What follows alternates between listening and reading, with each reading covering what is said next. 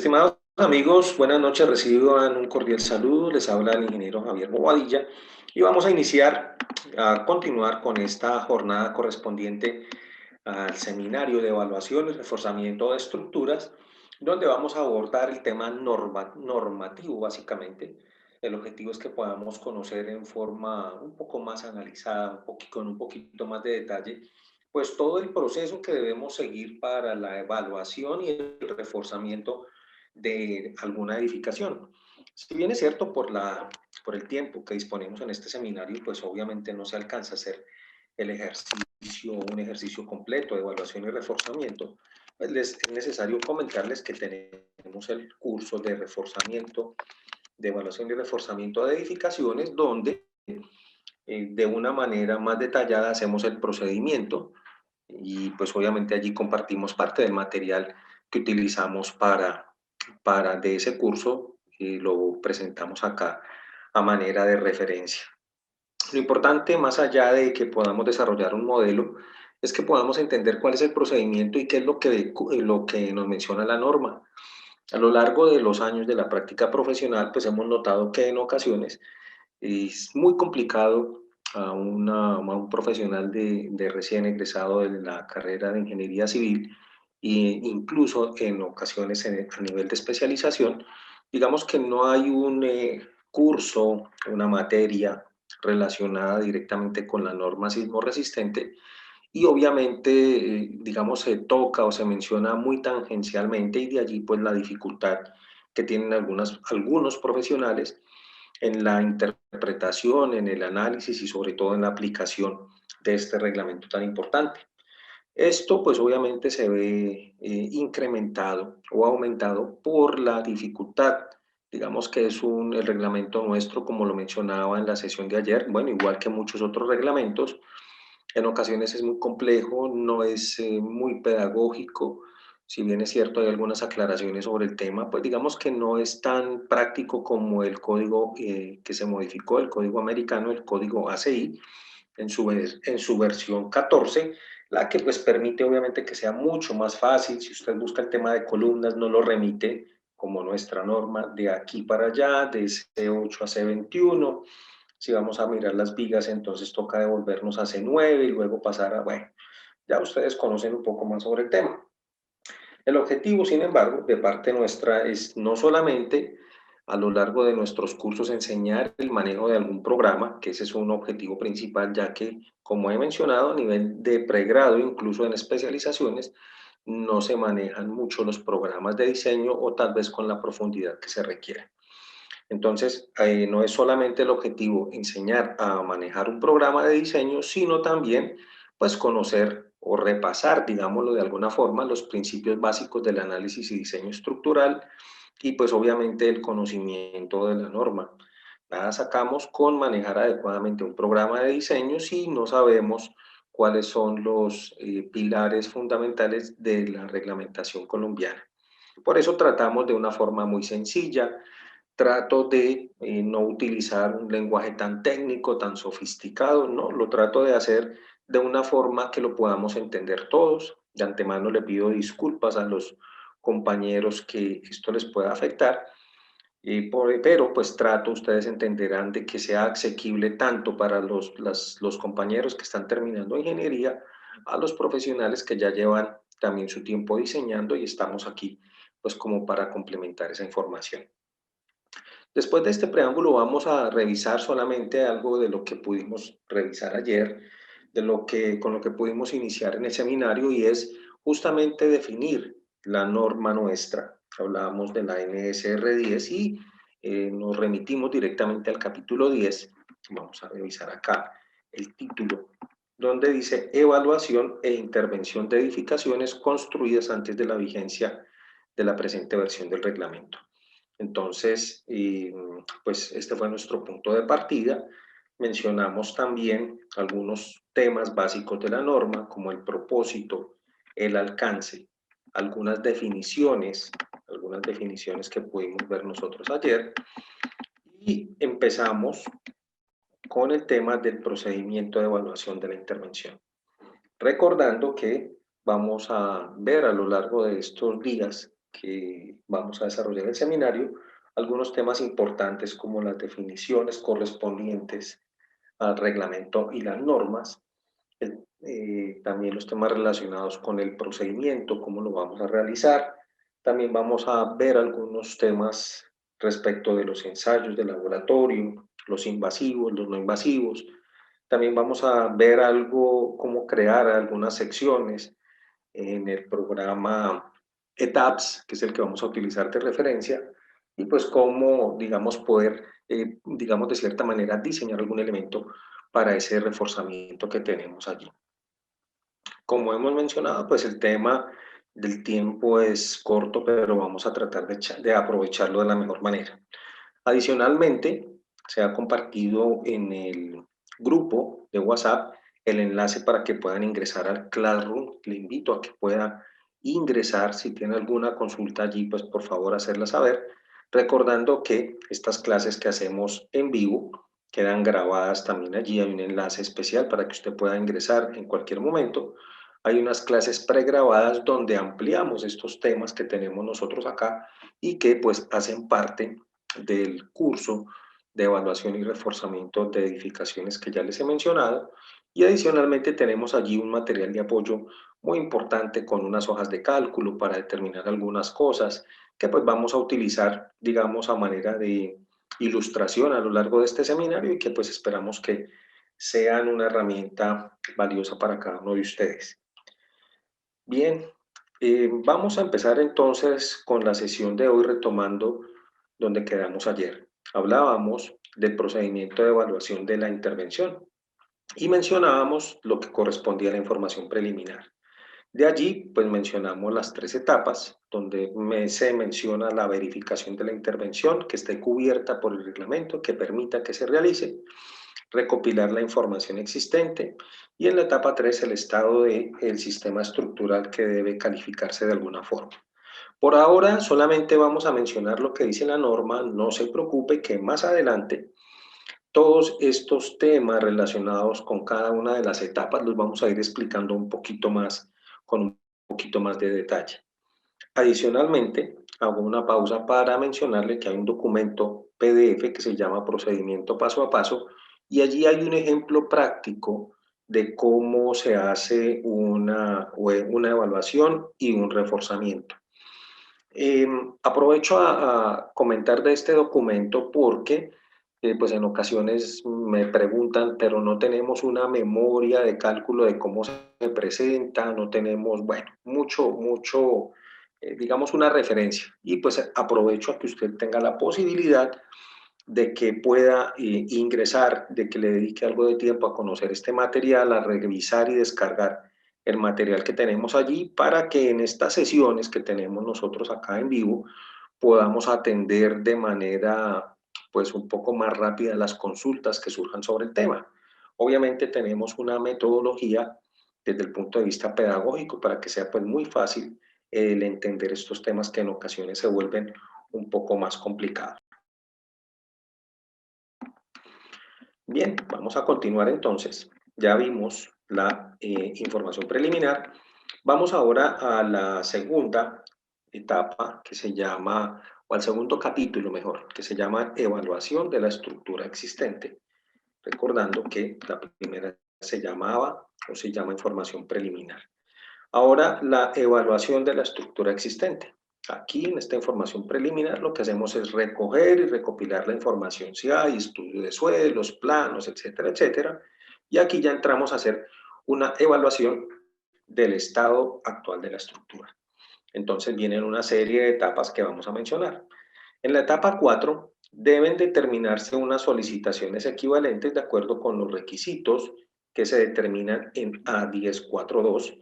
No se preocupe por mirar cuáles son esas solicitaciones, ya que cuando lleguemos a A1042 las vamos a encontrar. En la etapa 5 debe llevarse a cabo un análisis elástico de la estructura y de su sistema de cimentación para las solicitaciones equivalentes definidas en la etapa 4. Entonces, una vez que tenemos toda la información, hemos recopilado parte de la información, pues se debe hacer un análisis elástico de la información, obviamente previa verificación de estas cargas, y de su sistema de cimentación para las solicitaciones equivalentes. En la etapa 6, la resistencia existente de la estructura debe determinarse utilizando una serie de requisitos que están definidos en A10433. Note usted que hasta acá hemos mencionado solamente el capítulo 10, es decir, nos remiten algunas partes dentro del mismo capítulo, es decir, que hay unos apartes allí que no se tienen en cuenta del resto de la norma para edificaciones nuevas. Es importante hacer mención que solamente para edificaciones construidas antes de la vigencia del presente reglamento. Vamos aquí en etapa 7, se debe obtener una resistencia efectiva de la estructura a partir de la resistencia existente, afectándola por dos coeficientes de reducción de resistencia obtenidos de los resultados de la calificación llevada a cabo en la etapa 3, es decir, que esa edificación que tenemos nosotros allí, pues debemos afectarla con unos valores que se han definido en esta etapa 3 con una calificación que vamos a revisar un poquito en detalle porque puede ser muy subjetiva a ratos, pero de allí pues obviamente podemos obtener una resistencia efectiva de la estructura.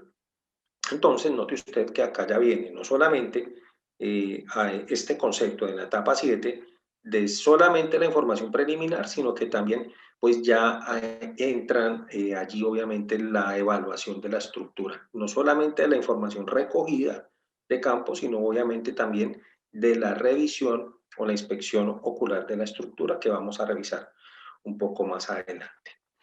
En la etapa 8 debe determinarse un índice de sobreesfuerzo como el máximo cociente obtenido para cualquier elemento o sección de este entre las fuerzas internas solicitadas obtenidas del análisis estructural realizado en la etapa 5 para las solicitaciones equivalentes definidas en la etapa 4 y la resistencia efectiva obtenida en la etapa 7. Entonces ahí es donde empezamos como con el problemita de siempre. Bueno, ¿y ahora cómo vamos a desmenuzar todo esto? No se preocupe. Cuando lleguemos a hacer estos pasos o aplicarlos, obviamente vamos a revisar en el modelo de etapas que tenemos y que vamos a analizar un poquito, pues a qué se refieren todos estos pasos del índice de sobreesfuerzo. Vamos a entender esto un poquito para analizarlo más. Por ahora me interesa mucho que usted se centre en conocer la norma y que no se limite solamente a llegar a esta sesión, a que yo pueda darle alguna explicación, sino que por el contrario, ojalá tenga usted la posibilidad de dedicarle, no sé, el tiempo que usted considere necesario para conocer un poco más y llegar a estas sesiones a profundizar un poco más. Vamos a la etapa 9. La etapa 9. Utilizando los desplazamientos horizontales obtenidos en el análisis de la etapa 5, deben obtenerse las derivas de la estructura. Entonces, note usted que ya hemos llegado hasta la etapa 9, donde ya acá verificamos las derivas de la estructura. Y en la etapa 10 debe determinarse un índice de flexibilidad por efectos horizontales como el máximo cociente entre las derivas obtenidas en la etapa 9 y las derivas permitidas por el reglamento en el capítulo A6. Entonces, tenemos unas derivas, por decirlo de alguna forma, que son las que nos ofrece la estructura, así como está, y otras derivas que son las que nos permite la norma. Es decir que aquí nos habla de un cociente. Note usted aquí el máximo cociente entre las derivas obtenidas en la etapa 9. ¿Y por qué habla del máximo cociente? Pues porque no solamente tenemos un punto donde verificamos las derivas.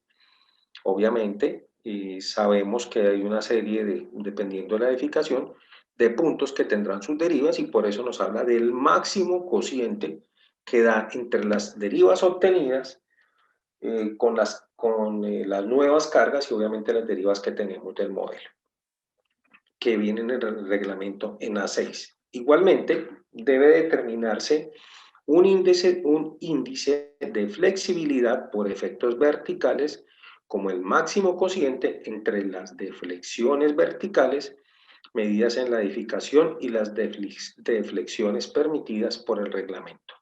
Entonces, note usted aquí que en la etapa 10, ya digamos como para ir agrupando un poco estos temas, nos dice la norma básicamente, bueno, haga una modelación, por ponerlo en otros términos, haga una modelación de lo que usted tiene allá en campo, haga una inspección visual, vamos a revisar ahorita una imagen, un diagrama de flujo que nos va a permitir entender esto un poquito más, y póngale una calificación a eso y con base en esa situación verifique las derivas y verifique los desplazamientos perdón, las derivas y las deflexiones y pues con esa situación compárelas o haga una relación, un cociente, entre las unas y las otras y vamos a compararlas con la norma si son viables o no.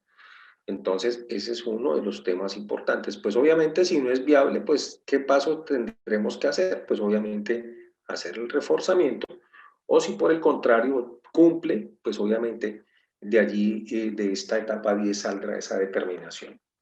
Previa, obviamente, al paso 10. Bueno, acá me devuelvo un segundito. Vamos a devolvernos acá a la parte, al tercer paso, digámoslo así, que se llama intervención del sistema estructural.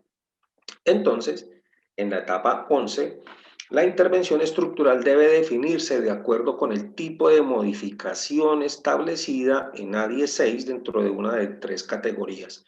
Entonces, este paso 10, bueno, hay que hacer un reforzamiento o una intervención estructural. Bueno, tenemos en A16 3 categorías: ampliaciones adosadas, ampliaciones en altura y actualización del reglamento. Y en la etapa 12, el conjunto debe analizarse nuevamente, incluyendo la intervención propuesta, la cual debe diseñarse para las fuerzas y esfuerzos obtenidos de este nuevo análisis. El diseño geotécnico y estructural y la construcción deben llevarse a cabo de acuerdo con los requisitos para cada tipo de modificación establece el presente capítulo. Bien, voy a hacer una pausa, voy a revisar acá el chat. Nos escribe el ingeniero Javier Martínez. Bueno, aquí regálenme un segundito. Dice, en el chequeo de las derivas se debe introducir la carga muerta y viva o solamente debe realizarse con la fuerza horizontal del sismo. Bueno, ingeniero, aquí hay un tema importante cuando hablamos de, me dice su merced, las cargas, ¿cierto? Entonces, pues digamos que solamente lo vamos a mencionar. Las solicitaciones equivalentes de acuerdo a los requisitos de A1042, ¿sí? Entonces, esta es su pregunta. ¿Cuáles cargas vamos a meter ahí? Pues nos vamos a adelantar un poquito y vamos a revisar aquí en A1042, solamente como para ir metiéndonos en el tema de cuáles son esas cargas que tenemos nosotros aquí. Entonces, vamos aquí, solicitaciones equivalentes. Entonces vienen no solamente, bueno, revisemos acá, movimientos sísmicos para un nivel de seguridad equivalente, movimientos sísmicos para un nivel de seguridad limitada, clasificación del sistema estructural. Entonces, primera, cargas sísmicas, ¿sí? Esa edificación que tenemos nosotros construida, ojo, no diseñada, sino construida, pues debemos incorporarle las cargas sísmicas, porque pues obviamente, seguramente es posible que no se le hayan hecho adecuadamente a esa norma, perdón, que no se hayan hecho esa incorporación de cargas porque incluso puede que no tenga ni diseño. Adicionalmente, bueno, se deben tomar los coeficientes de capacidad de disipación de energía de acuerdo pues al sistema estructural, porque obviamente ese es uno de los temas que debemos clasificar esa edificación como dentro del grupo de los sistemas estructurales que permite nuestra norma. Entonces vemos acá fuerzas sísmicas, cargas diferentes a las solicitaciones sísmicas. Entonces dice, las otras solicitaciones diferentes a las sísmicas deben determinarse siguiendo, pues, por supuesto, los requisitos del título B.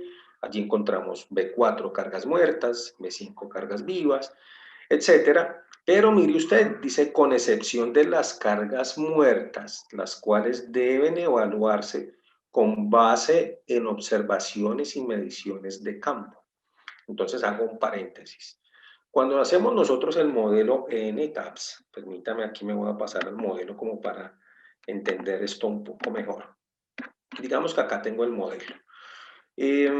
Voy a suponer que esta edificación tiene un cambio de uso. Entonces, al tener un cambio de uso, por ejemplo, de que fuera residencial a, vamos a colocar algo exagerado, que fuera un comercio y que fuera una carga de 500 kilonewton.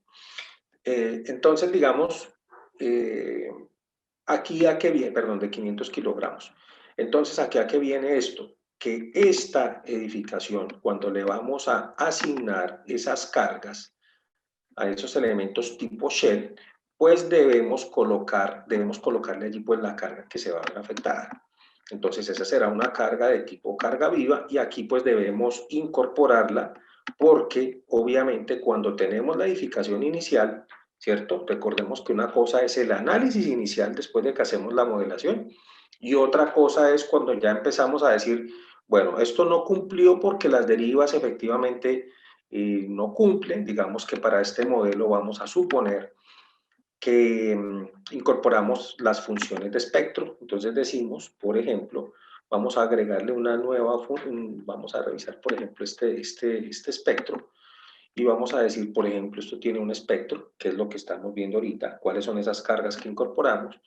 Tenemos las cargas de sismo, ¿cierto? Las funciones de carga por sismo. Adicionalmente definimos también los casos de carga, por ejemplo, los espectros, las cargas vivas que nosotros mencionamos y las cargas muertas, y ya. Entonces, eso se refiere a que cuando hacemos la modelación, para determinar si efectivamente cumple o no, pues debemos incorporar esas cargas, esas solicitaciones nuevas o solicitaciones equivalentes, como nos lo está mencionando la norma. Bien, bien. Y acá, pues obviamente cargas diferentes a las solicitaciones, análisis estructural y viene el tema de la obtención de las solicitaciones equivalentes. Entonces, este tema, pues como le mencioné, solamente para entrar un poquito ahí en el contexto, pero pues nos vamos a devolver al tema donde estábamos anteriormente. Bien, vamos a continuar acá. Bueno, entonces vamos a hacer una pausa aquí. Como no me interesa mucho que usted se aprenda de memoria este maravilloso documento, le admiro de paso si tienes la memoria suficiente para eso. Digamos que lo más importante, vamos hasta acá, vamos a sacar 5 renglones para que los apuntemos ahí en alguna parte donde a usted le queden claros. Uno, el tema de la evaluación y el reforzamiento estructural en Colombia está definido en la NSR 10 en el capítulo 10. Listo, esa es una de las cosas que ya creo que usted debe tener clara el día de hoy. Dos, que este capítulo aplica para edificaciones construidas antes de entrar en vigencia de la NSR 10 y que podemos encontrar en A9 la evaluación y el reforzamiento para edificaciones que no han sufrido eventos sísmicos, y es decir, que se hace un reforzamiento, y en el tema, en el capítulo A10, encontramos la intervención a edificaciones a las cuales llegó un sismo, pasó un sismo y debemos intervenir. Esas cositas, esas conclusiones que tenemos ya hasta el día de hoy ya deben estar absolutamente claras.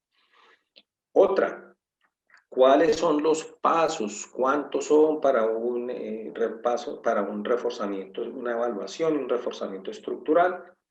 12 etapas o 12 pasos, por ponerle algún nombre. ¿Sí? Entonces, ¿dónde los encontramos? Pues ahí mismo en A10. Bien, hasta ahí creo que no hay mayor dificultad. Como le digo, son temas básicos, no nos interesa que se las aprenda de memoria, pero sí hay cositas que ya uno debe manejar en la medida en que se dedique a esta labor. Bien, vamos ahora, vamos con 3. Ojo, les dije, vamos a recordar 5 cositas, vamos con 3. Ahora, vamos a suponer que hemos surtido estas 3 etapas, ¿sí? ¿Qué hemos hecho? Recoger información, hemos hecho algunos análisis para determinar si se requiere o no ese reforzamiento o esa intervención, por decirlo de otra forma, y luego determinamos cuáles de esas intervenciones son las que vamos a utilizar nosotros. Entonces, aquí las clasificamos, ¿bien? Luego, ¿qué viene después de eso? Cálculos, memorias y planos. Vamos a revisar a qué se refiere. Debe elaborarse, ojo, no es que si de pronto, debe elaborarse una memoria justificativa de cálculos en la cual deben quedar claramente consignados los siguientes aspectos.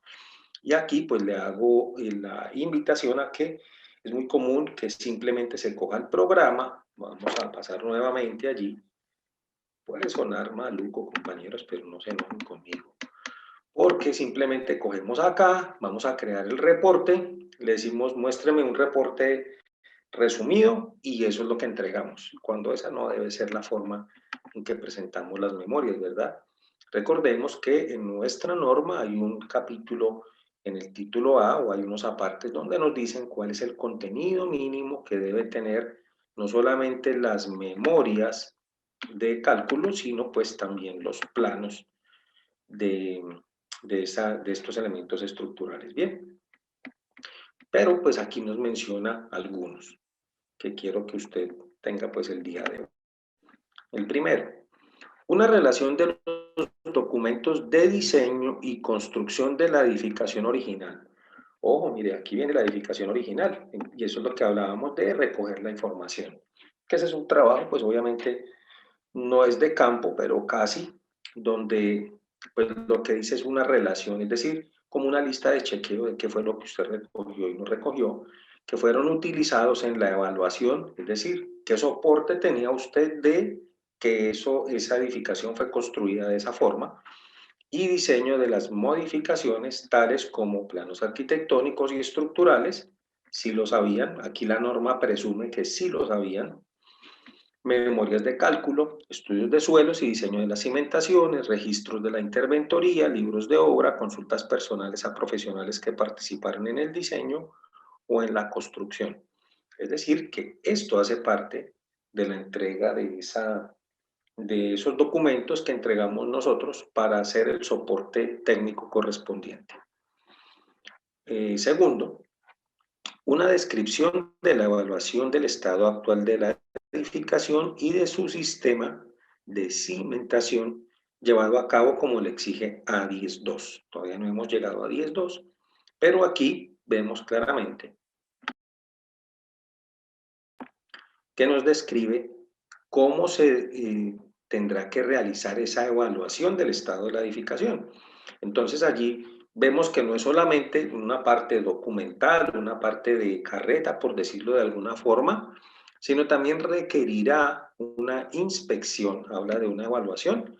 Actual significa de una inspección visual del profesional para poder identificar algunas patologías de esa edificación.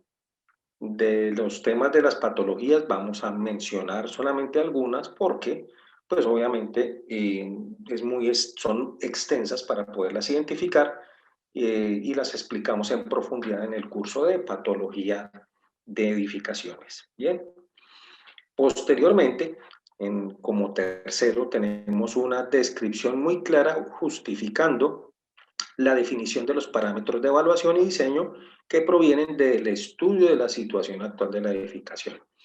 Entonces, acá en esta es, bueno, venga, ya recopilé la información, ya hice la inspección visual, por lo tanto, considero que la definición de los parámetros de evaluación y diseño que proviene de las situaciones actual me permite definir que se deben incorporar una serie de elementos estructurales porque, por ejemplo, no cumple con las dimensiones mínimas de las columnas, puede que el acero mínimo que tenga la columna para esa edificación no cumpla, por mencionar solamente alguno, ¿sí? ¿A qué me refiero con esto? Voy aquí a pasar a esta columna, vamos a revisar acá en el modelo. Recuerde que teníamos esta sección de columna de 20 por 25, creo que la habíamos cambiado a 25 por 25, me parece mucho, sí, 25 por 25, no la cambié, y resulta que esa columnita, carambas, bueno, aquí vuelvo a las propiedades, modifico, tiene unas propiedades que son 4 barras de acero, habíamos explicado ayer, 4 barras de acero número 4. Suponemos que eso fue lo que nos dio en la inspección con los ¿cómo se llama? Con los ensayos correspondientes, que tenía 4 barras de acero, número 4. ¿Qué significa esto? Pues que debemos verificar que efectivamente cumpla. Entonces, venimos a utilizar una hoja de cálculo, la que usted tenga, se estará bien, donde decimos, por ejemplo, para esa sección de 25 por 25, es decir, 625 centímetros cuadrados, recordemos que nuestra norma nos exige mínimo el 1% de acero, máximo el 4%, hay otros códigos que admiten hasta el 8%, normalmente nunca yo diseño con una cantidad de acero así, máximo el 2%, prefiero aumentar la sección de la columna o hacer otras cosas. Entonces nos dice mínimo 6 centímetros cuadrados de acero. Entonces aquí empiezo a revisar cuál es el armado que tiene. Entonces digo, busco acá la barra, digo efectivamente son barras número 4. ¿Cuántas tenía? Pues aquí puedo colocar la cantidad. 4 barras número 4, lo que indica que tiene 5.16 centímetros cuadrados de acero. Significa que para este caso particular, esa columna que tenemos nosotros, creada, digamos que fue la que encontramos, supongamos que a esa columna le hicimos una esclerometría, nos dio la resistencia del concreto, le sacamos unos núcleos a varias columnas, determinamos la resistencia por núcleos, ponderamos esa resistencia para determinar cuál es el módulo de elasticidad del concreto y hicimos unas pruebas de Ferroscan. No se preocupe por todos estos términos que si no los conoce, en la sesión de mañana los vamos a revisar. Nos determinó ese acero. Entonces, como esa columna, suponiendo, ojo para este caso, suponiendo que fuera en una zona de amenaza sísmica alta, no miremos las derivas todavía, ni nada de estos temas, pues recordemos que en DES, en C21 nos dice la norma que la dimensión mínima es de 30 por 30.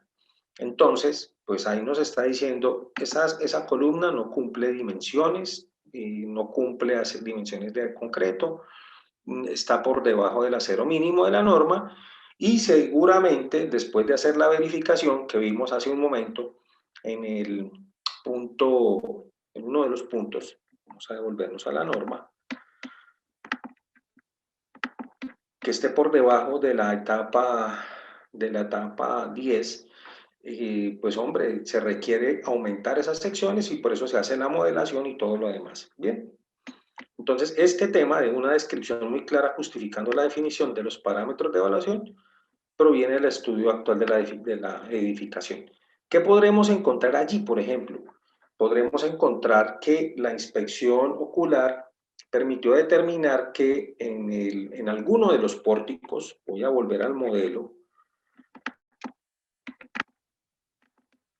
llegamos acá, nos permitió encontrar que, por ejemplo, para esta edificación, esta viga que tenemos nosotros acá, resulta que de pronto tiene una deflexión considerable.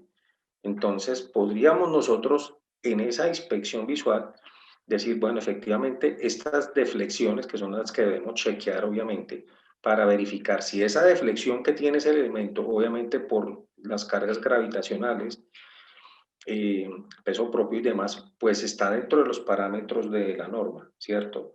Entonces, si excede, obviamente, pues también allí debemos consignar, bueno, se requiere la intervención de la viga en los ejes tales y tales porque o se encontró que exceden las deflexiones tales vigas y se hace una lista de chequeo con la ubicación de las vigas y colocando sus deflexiones para posteriormente verificarlas. Bien. Digamos que esto hace parte de la memoria descriptiva. Ahora bien, en el cuarto punto de cálculos, memorias y planos, dice memoria de cálculos del diseño de la modificación a la estructura con la correspondiente justificación de que la estructura final tendrá la resistencia y comportamientos esperados cuando actúa en conjunto con la estructura original. Entonces, ojo ingeniero, ojo con lo que le voy a decir. Vamos a leerlo otra vez. Memoria de cálculo del diseño de la modificación a la estructura. ¿Qué nos están diciendo ahí? Pues hombre, hay que intervenir la estructura con la correspondiente justificación de que la estructura final tendrá la resistencia y comportamiento esperado. Pero esperado por quién o por cómo o por dónde, ¿cierto? Entonces volvemos al modelo.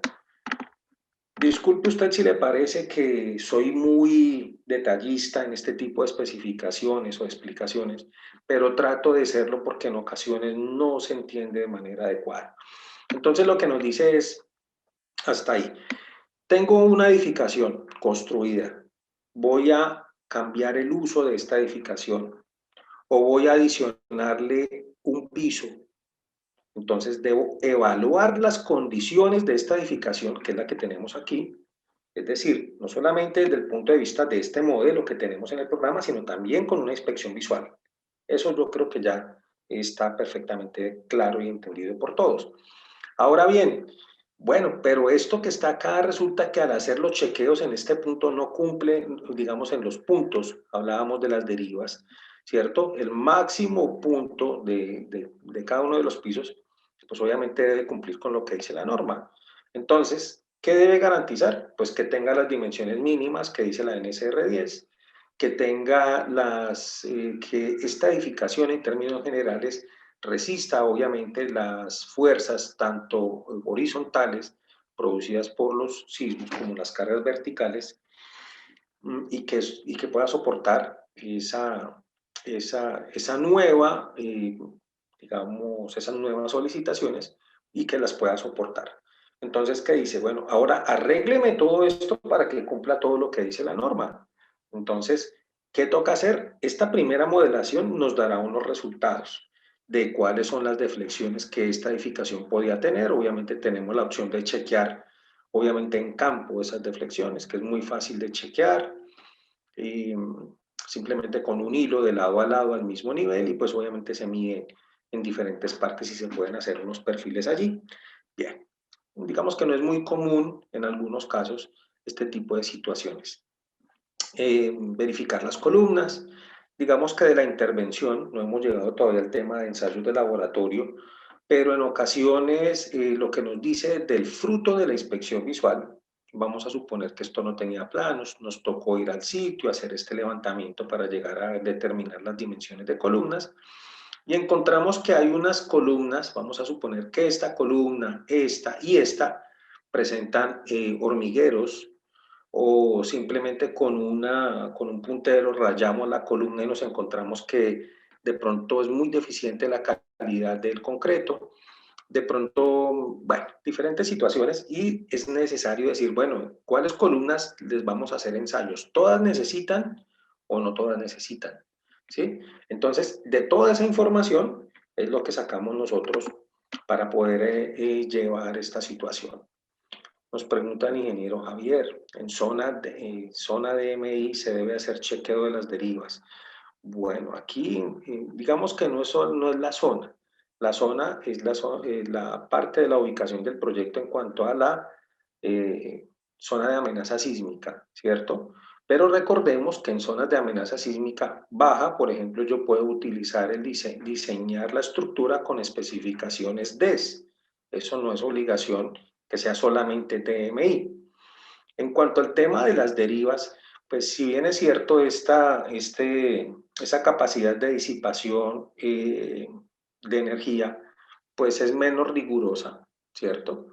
Es importante mencionar que en la norma, en A6, seguramente cuando lleguemos allá lo podremos revisar, pues obviamente es de obligatorio cumplimiento que se hagan todo este tipo de chequeos, porque uno de los chequeos principales que tenemos nosotros, aparte del cortante basal, independientemente de la zona de amenaza sísmica, que una cosa es la zona de amenaza sísmica y otra es la capacidad de disipar energía de la estructura, eh, pues obviamente se debe hacer esos chequeos correspondientes. Bien, volvemos nuevamente a nuestro reglamento y llegamos a ver, íbamos acá, memoria de cálculo con la correspondiente justificación cuando actúa en conjunto con la estructura original.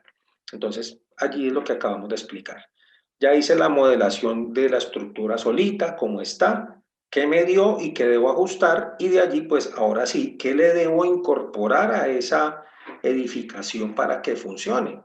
Ayer explicaba algo allí de los muros de las pantallas, que esa es una opción. Hablábamos posiblemente de la forma en que nosotros hacemos esos reforzamientos. Ayer un compañero nos hacía énfasis en algunos procedimientos para reforzar las vigas, hablábamos de los encamisados, hablábamos bueno, de otros temas que seguramente en algún momento esperamos que nos alcance el tiempo para realizar. y los otros documentos apropiados a juicio del diseñador de aquellos que exige el presente reglamento para edificaciones nuevas. Entonces, para edificaciones nuevas, pues hay unos documentos que debemos nosotros entregar y pues que seguramente nos dice acá que si considera el diseñador incorporarlos, pues los podemos incorporar. Bien. Hasta aquí, compañeros, ¿alguna pregunta? Vamos resumiendo. Tenemos una edificación construida antes de la entrada en vigencia de la NSR 10. Tenemos 12 etapas para poder diseñar o verificar el cumplimiento de esta normativa. Debemos entregar unos cálculos, memorias y planos detallados. Requiere no solamente la modelación de la estructura en algún programa de diseño, ojo, esto es opcional.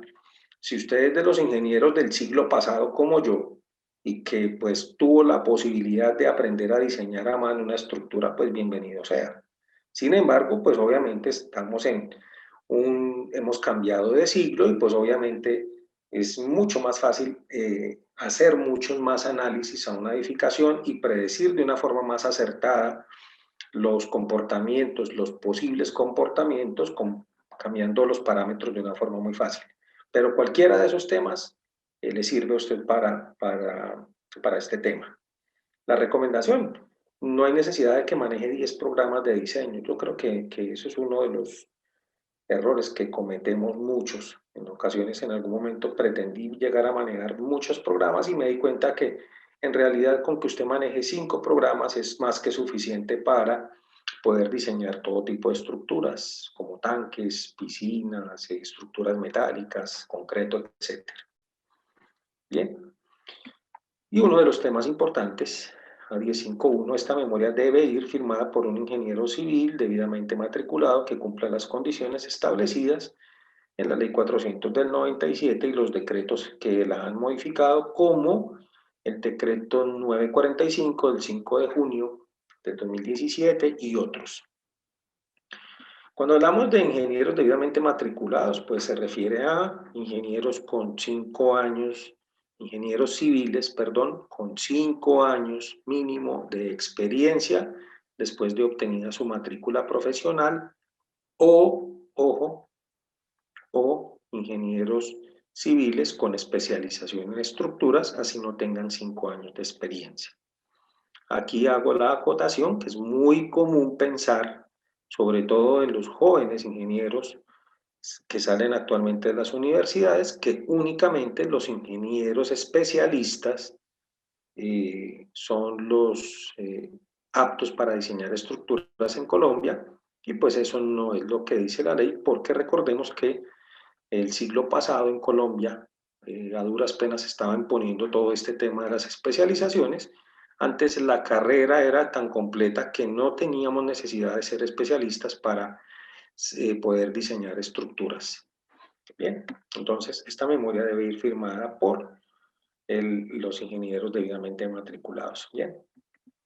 Bueno, pero pasa una cosa, hemos visto el tema del diseño, ¿cierto? De la evaluación, ya tenemos unos planos y ahora vamos para la construcción. Entonces vamos a hablar de la supervisión técnica de la construcción del reforzamiento estructural.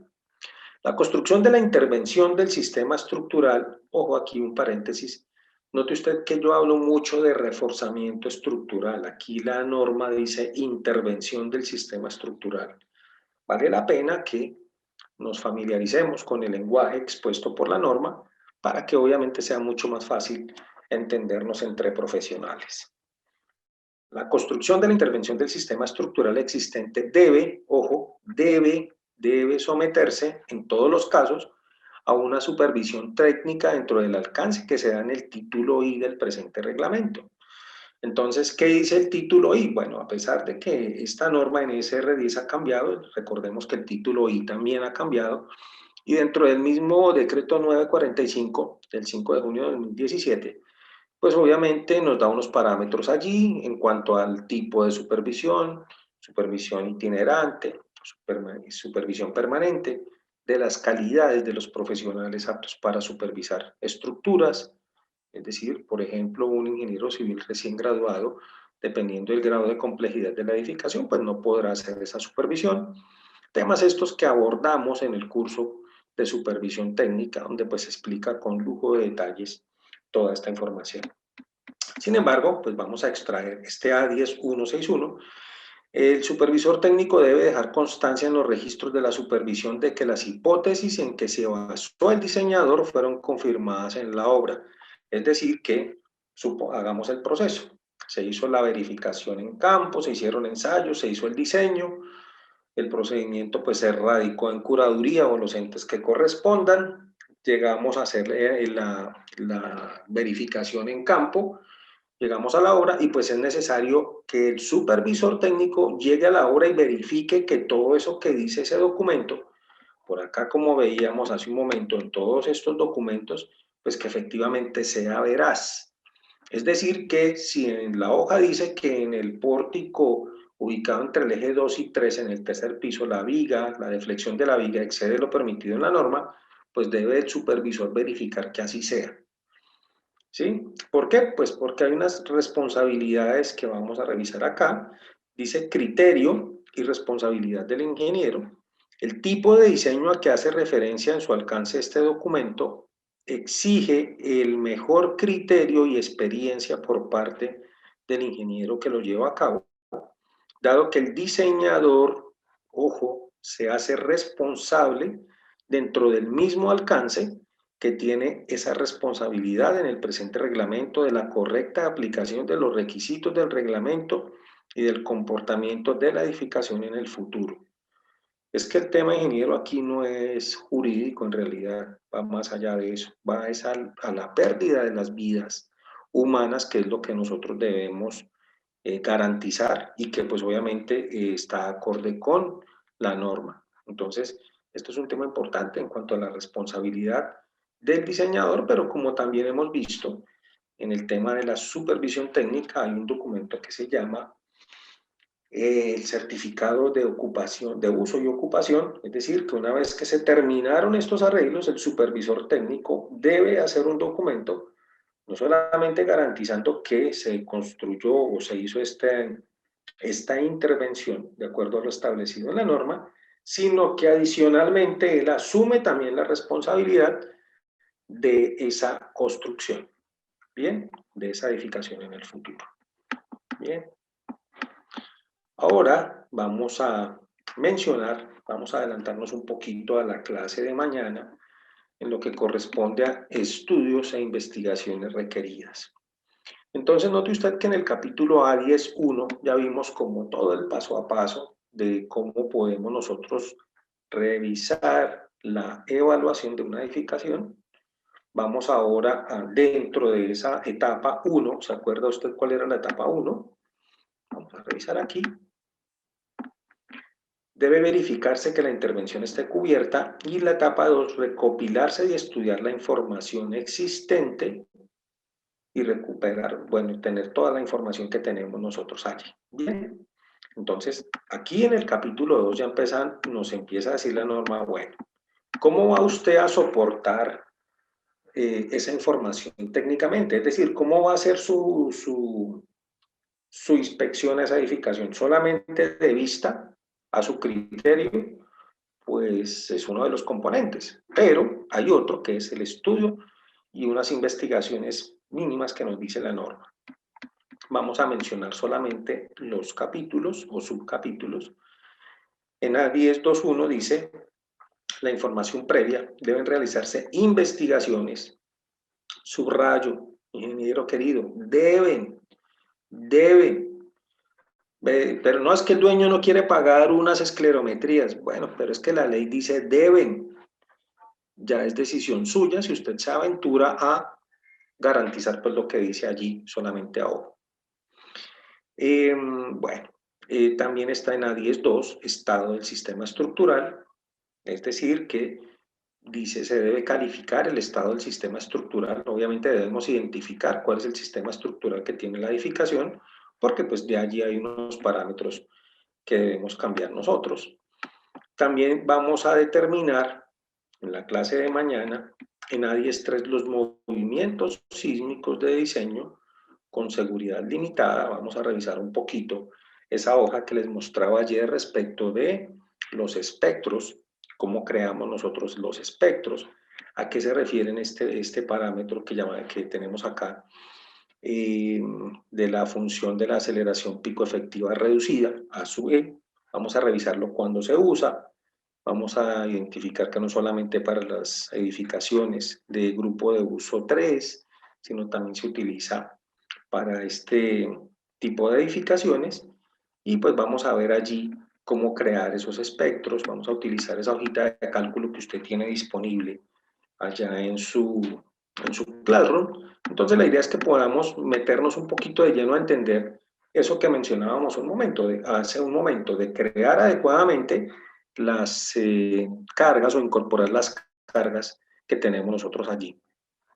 Bien, entonces, estimados colegas, para mí ha sido un placer estar con ustedes el día de hoy. Si tienen alguna consulta, por favor, aquí estoy disponible. Si tienen alguna observación que tenemos acá. Bien, entonces les agradezco mucho su participación. Nos veremos el día de mañana. Desde mañana vamos a empezar a publicar las clases complementarias que tenemos allí, sobre todo ampliando esos temas que tenemos nosotros. Recuerde que los documentos ya están disponibles para descargar. Todo se puede descargar, no se preocupe, todo se puede descargar.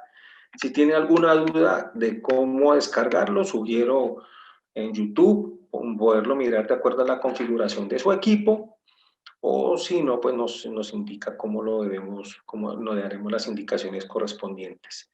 Dice el ingeniero Javier Martínez, o sea que el espectro es diferente al de una edificación nueva. O sea que el espectro es diferente al de una edificación nueva. Sí, señor. Efectivamente, así es.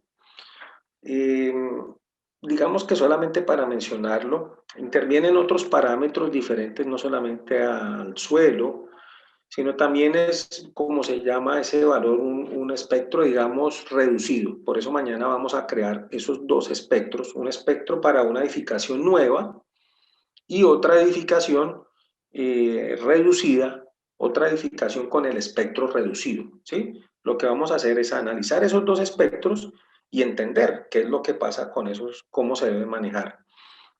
Vamos a mencionar también qué es un espectro de diseño, vamos a mencionar qué es un espectro de derivas, cuándo se usa el uno, cuándo se usa el otro, y cuándo reducimos con esos otros factores de A sub E y A sub D, que nos menciona la norma, y cómo incorporarlos, obviamente, o para qué nos sirven, perdón, antes de incorporarlos en el modelo, cómo los debemos crear adecuadamente. Bien, como les he mencionado, amigos, quisiera uno tener el tiempo suficiente para poder hacer toda la modelación en el programa. Sin embargo, pues me han manifestado algunos compañeros que no manejan el programa ETABS o ETABS, como lo quiera usted llamar, y pues obviamente eso nos limita, ¿sí? Bien sea ETABS o CIPE, que son los programas, digamos, para edificaciones, ¿no? Sin embargo, si usted diseña con SAP, pues bueno, también puede servir. Bien, entonces, no siendo más por hoy, les agradezco su participación. Para mí es un placer estar con ustedes y nos vemos, como siempre, el día de mañana a la misma hora para continuar con este tema tan interesante del reforzamiento de edificaciones. Que pasen ustedes una muy feliz noche.